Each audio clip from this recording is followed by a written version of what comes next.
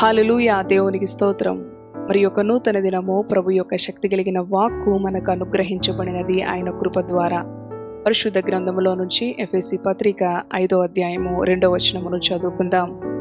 క్రీస్తు మిమ్మును ప్రేమించి పరిమళ వాసనగా ఉండుటకు మన కొరకు తన్ను తాను దేవునికి అర్పణముగాను బలిగాను అప్పగించుకొనెను. అలాగుననే మీరును ప్రేమ కలిగి నడుచుకొనుడి. హల్లెలూయా. దేవునికి స్తోత్రం.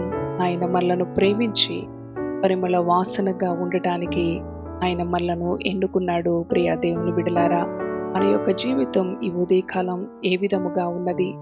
ఒకనాడు ఆయన రక్షకుడిగా ఈ భూమి మీదకి రాకముందు, రక్షకుడిగా పుట్టకముందు, మానవుడిగా ఈ లోకానికి రాకముందు మరి అనేక మంది ప్రజలు ప్రియ దేవుని బిడ్డలారా దుర్వాసన పుట్టే విధంగా పాప సంబంధమైన క్రియల చేత అంధకారములో జీవిస్తూ ఉండగా విమోచకుడిగా రక్షకుడిగా మనలను ప్రేమించి మన కొరకు ఆయన ఈ లోకానికి వచ్చి ఉన్నాడు. మనలను పరిమళ సువాసనగా మన జీవితాలను ఆశీర్వదించాలని, విడిపించాలని, ఆనందమయం చేయాలని మనలను ప్రేమించిన రీతిగా ఆయన మన కొరకు అర్పణముగా బలిగా ఏ విధంగా తన్ను తాను తండ్రికి అప్పగించుకున్నాడో అటు రీతిగా మనము కూడా మరి అనేకులను ప్రేమించేవారుగా క్రీస్తు ప్రేమ కలిగి మన పొరుగువారి పట్ల మరి మన యొక్క మరి చుట్టుప్రక్కల ఉన్న మనుషుల పట్ల క్రీస్తు ప్రేమను కలిగి జీవించాలని ప్రభు మాట్లాడుతూ ఉన్నాడు ఈ ఉదయకాలం. ఆయన మరి క్రీస్తు యొక్క వంశావళిలో మత్తయి సువార్త 1వ అధ్యాయములో గనక మనం చూసినట్లయితే అబ్రహాము దగ్గర నుంచి ప్రియ దేవుని బిడ్డలారా వచనాలన్నీ కూడా చదువుకున్నట్లయితే మరి ఒక 5 స్త్రీలు ఆయన వంశావళిలో ఆయన తల్లులుగా సహోదరులుగా పిలువబడుతూ ఉన్నారు. అవును, వారి యొక్క పేరులు ఆయన ప్రత్యేకించి మరి వ్రాసాడు పరిశుద్ధాత్మ దేవుడు.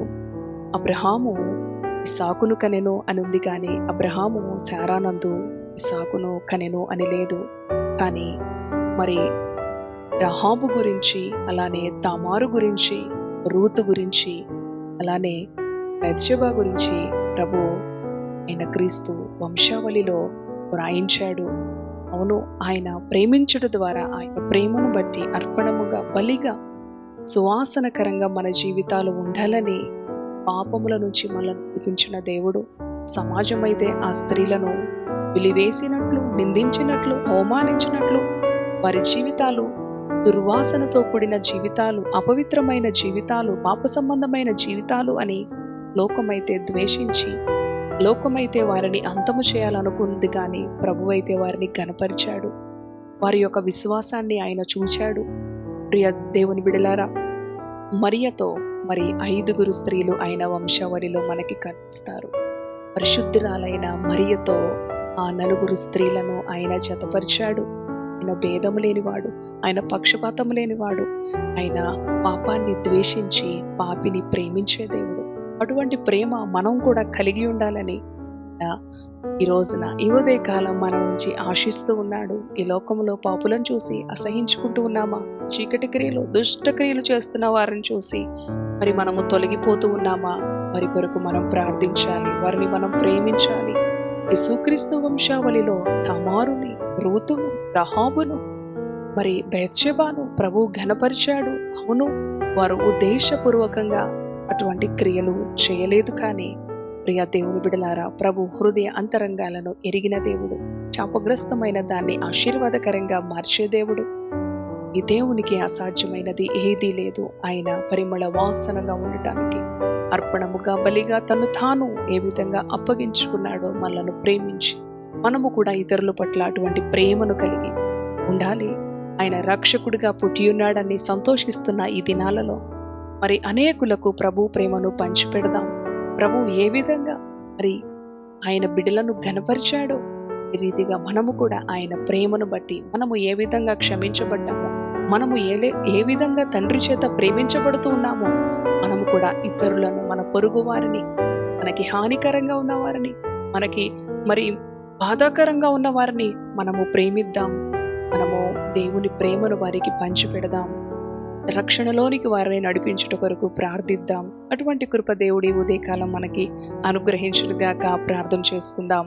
పరిశుద్ధుడా, జీవము కలిగిన తండ్రి, జీవాధిపతి, నీ పరిశుద్ధ నామానికి వందనాలు, స్తోత్రాలు, కృతజ్ఞతలు ప్రభువా.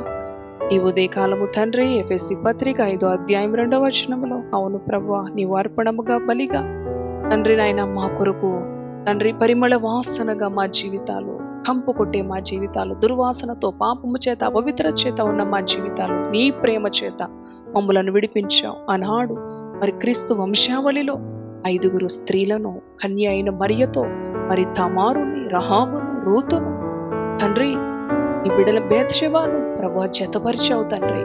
నీకు స్తోత్రాలు. నీవు భేదము లేని దేవుడవు, పక్షపాతము లేని దేవుడవు, మంచి దేవుడవు, పాపిని ప్రేమించి పాపాన్ని ద్వేషించే దేవుడవు ప్రభువా.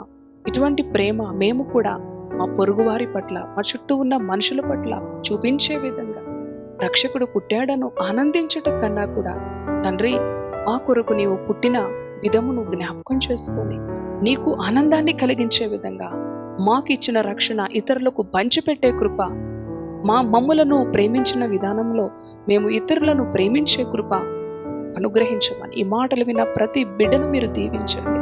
వారికున్న సమస్యల నుంచి, వారికున్న ప్రతి బంధకాల నుంచి విడిపించండి, ఆశీర్వదించండి, రక్షించండి, కాపాడండి.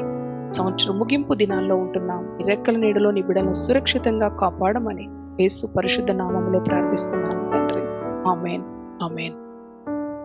Praise the Lord. God bless you. Thank you.